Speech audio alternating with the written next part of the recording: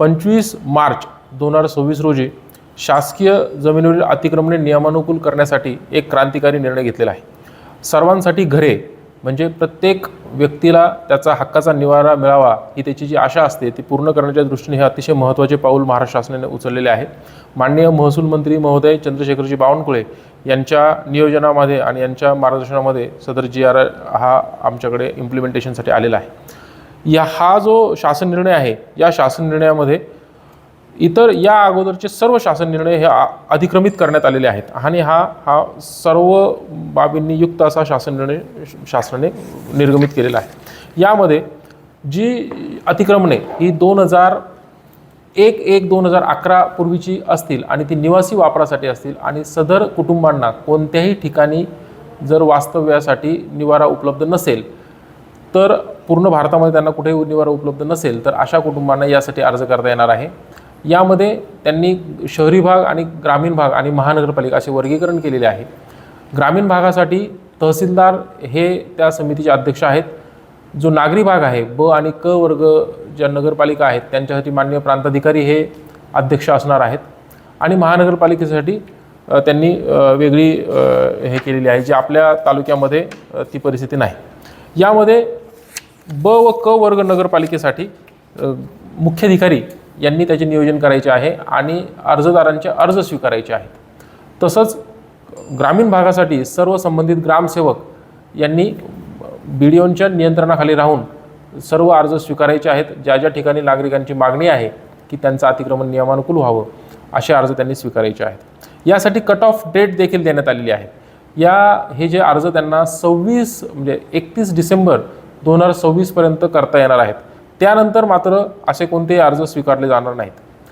अतिक्रमण नियमानुकूल करण्याची जी मर्यादा आहे ती 500 स्क्वेअर फीट पर्यंत विनामूल्य केली जातील तर 1500 स्क्वेअर फीट पर्यंतची जी अतिक्रमणे आहेत ही शुल्क भरून करण्यात येणार आहेत.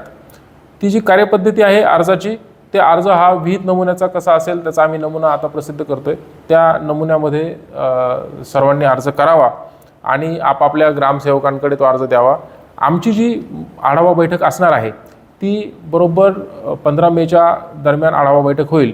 तर 15 मेपर्यंत जे अर्ज येतील त्यावर आम्ही कार्यवाही पुढे करणार आहोत. आता नियमनीती मंजूर झालेले जे अतिक्रमण आहे तर हे पती पत्नी यांच्या संयुक्त नावाने आम्ही देणार आहोत आणि ही जागा ही भोगवटादार वर्ग 2 अशी असणार आहे. अतिक्रमण नियमानुकूल करताना 2 गोष्टी महत्त्वाच्या आहेत. यामध्ये गायरान जमिनीवरची अतिक्रमण नियमानुकूल केली जाणार नाहीत परंतु निवासी अतिक्रमणं जी शासकीय जमिनीवरची आहेत ती नियमानुकूल केली जातील आणि याकडे देखील लक्ष शासनाने यामध्ये दिलेले आहे, नमूद केलेले आहे की जी अतिक्रमणे नियमानुकूल होऊ शकणार नाही परंतु सदर कुटुंबांना कुठेही घराची व्यवस्था नाही तर अशा सर्व कुटुंबांना अतिक्रमण नियमानुकूल करण्यासाठी शक्य नसेल तर त्यांना सर्वांसाठी घरे प्रधानमंत्री आवास योजनेमधून घर उपलब्ध करून देण्यासाठी देखील यादी तयार करण्याचे बंधन हे संबंधित ग्रामसेवक यांच्यावर घालण्यात आलेले आहे. अशा प्रकारे हा शासन निर्णय इथे पारित केलेला दिसून येतो आणि हा जो शासन निर्णय आहे याचा लाभ हा खेड तालुक्यातील सर्व नागरिकांनी घ्यावा ज्यांची अतिक्रमणं या नियमामध्ये बसतात आणि नियमानुकूल होऊ शकतात. अशी सर्व अतिक्रमणे यामध्ये येऊ शकतात.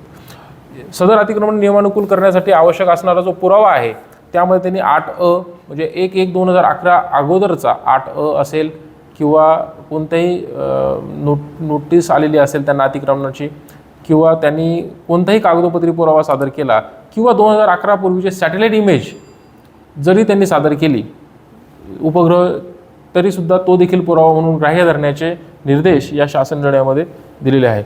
अशा प्रकारे सर्व बाबींचा विचार करून हा अतिशय चांगला असा शासन निर्णय निर्गमित केलेला आहे आणि त्याची अंमलबजावणी आजपासून आपल्या तालुक्यामध्ये सुरू झालेली आहे.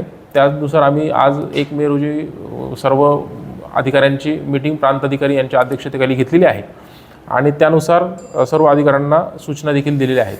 तरी परत एकदा मी याद्वारे आवाहन करतो की आपण त्याचा जास्तीत जास्त लाभ घ्यावा आणि यामध्ये अर्ज दाखल करावे. धन्यवाद.